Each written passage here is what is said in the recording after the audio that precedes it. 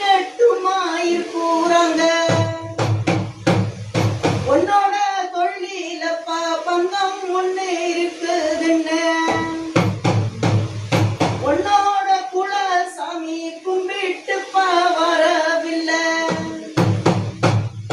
அங்க ஒரு பங்காளியும் பூசை எடுத்து போகவில்லை. இருக்கிற எல்லையிலே மூதேவி பார்க்கப்புதுன்னு வேலைக்கு போனோம்னு சிந்தனை இருந்திருந்தா அதிலும் இன்னைக்கப்பா சுறுசுறுப்பு குறைஞ்சு